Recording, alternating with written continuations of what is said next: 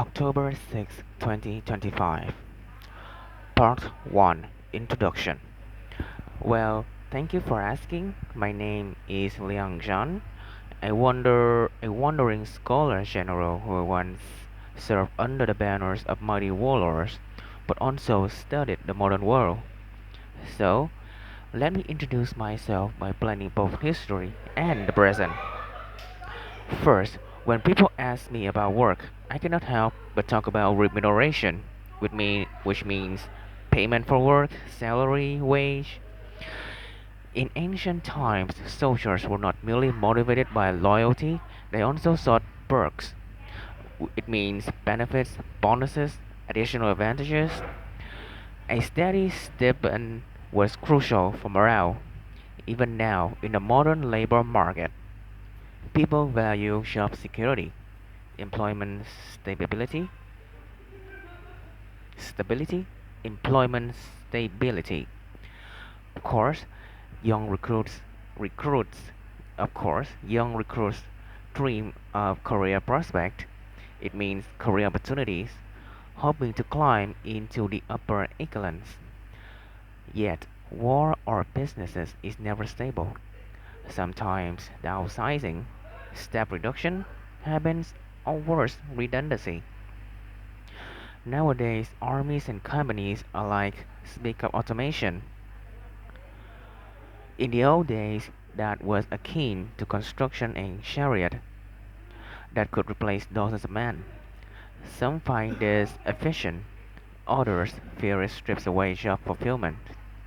Still, for those who remain, there is a sense of achievement, accomplishment. Yet, let me be blunt, too often, tasks can become monotonous work, a boring work, whether tallying taxes or polishing armor. Such repetition kills creativity. That, my examiner, is why I try to tell a story even in this IELTS speaking test to make it less monotonous. monotonous. Part 2. Cool card. Describe a historical event. You asked me to describe a historical event, so allow me to recount the siege of Fengyuan Fortress, a tale that ties together both past and present, where words like climate crisis, fossil fuels, and even pretentious still make sense. It was the year of the burning comet. Our army, numbering 15,000 in the workforce, camped outside the colossal walls. The fortress was high, impregnable, unassailable. Scouts rode back, their horses galloping across the plain, warning of enemy reinforcements. Inside, the defenders caused a ruckus, a commotion. Every night, banging drums make us unaware, oblivious to their real movements.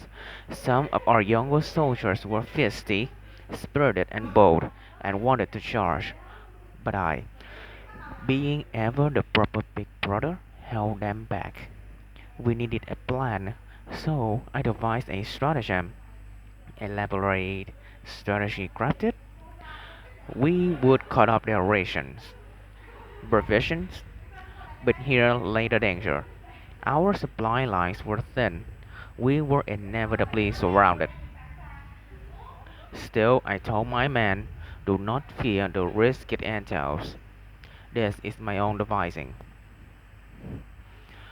Some generals found my plan pretentious, like showy or flash and no substance,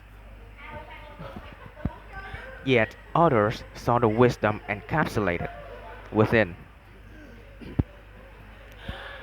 Then came the assault. Our cavalry swooped down like hawks, hoping to shock out the stranded enemies at their leisure. Arrows flew, shields splintered, plans were shot to shreds, like to be destroyed. Some found it tragic, but strangely I could still find it amusing how chaos mirrored the lunacy. Amidst it all, a courier came to me with a sensual dispatch. The words were utterly, utterly synonym with completely. The words were utterly inspiring. Our northern allies had pledged their affiliation.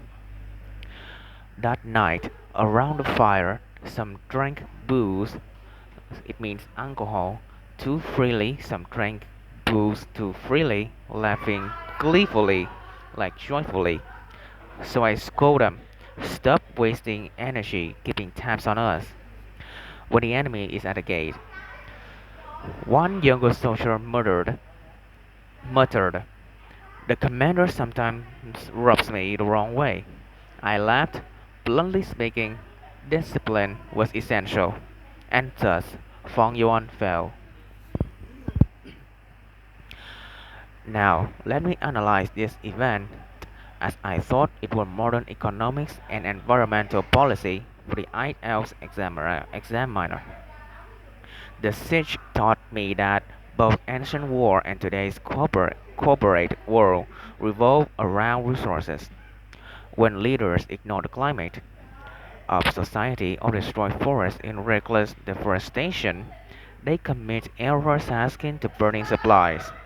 Reliance on fossil fuels creates emissions, leading to climate crisis and further environmental degradation.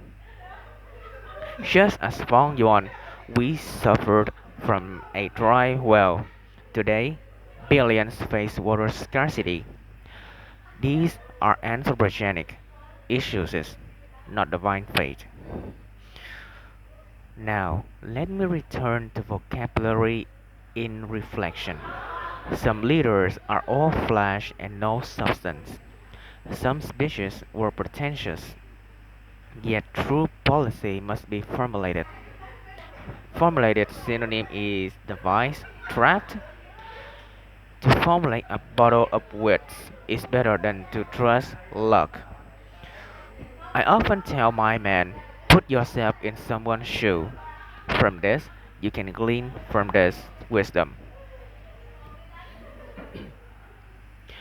Never allow any threat uncertainty to cripple your decision. Life is often a far cry from description.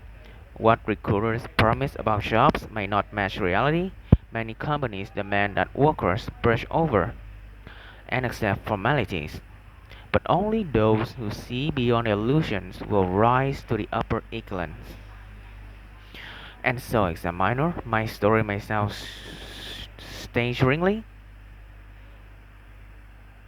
staggeringly long, but it shows how vocabulary and values, whether about ancient battle or modern careers, are encapsulated in one truth: humanity repeats itself.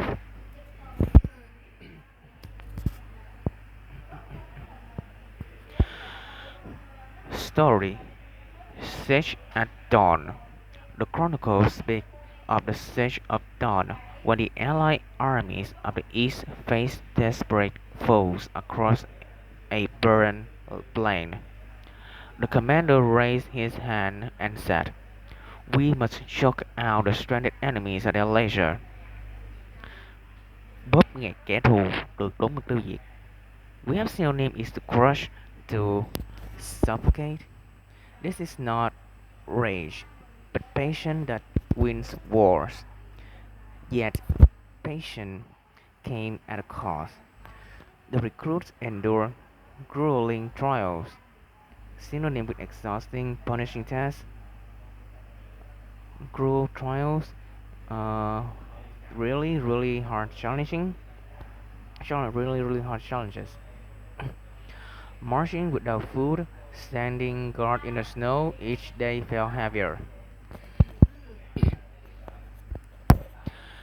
The enemy tried to lump us to gather us into a group, synonym with group and bundle, with deserters and traitors, calling us weak, but we refused the insult. In combat, the skirmish line often faced 5 guys apiece, each of us will have to face 5 people. It was brutal, yet oddly honorable. Sometimes explaining these battles is short of life. Is short of life. We have similar synonym with kind of somewhat kiểu như. Comparing history with daily life both require endurance. One night, the men roasted scar meat. The commander told them to savor its taste, to really enjoy slowly, tận hưởng hương vị, enjoy it slowly. Even hardship has flavor, he said. Rumors spread quickly in camps. I've heard dirt on one of the captains. Gossip scandal? Whispered a soldier. But wiser man replied, do not spread tales. In council, a young officer made a speech that was more off the mark. Silent, trật lất, inaccurate, wrong. The commander corrected him sternly. When the horn sounded, cavalry dove ahead, plunged forward, leaped into the enemy line, even in the midst of a charge. Giữa lúc xung phong during the attack, after the battle, the commander told us, a reckless youth, sit down and reflect on your actions. Ngẫm nghĩ lại hành động. Synonym with reconsider, rethink. Discipline matters. Others, surprisingly, fought without batting an eye. Chớp mắt có nghĩa là không ngạc nhiên, không hề hấn. Without any flinching. Victory came and one soldier sighed. It feels like a load being taken off my back. Relief unburdened. Later, the engineers carved anti-slip grooves, friction lines into the wood stair treads, polishing the nosing, synonym with stair edge. They explained this would increase traction, improve the grip stability. The fortress was not only won by sword, but also by care of the smallest details.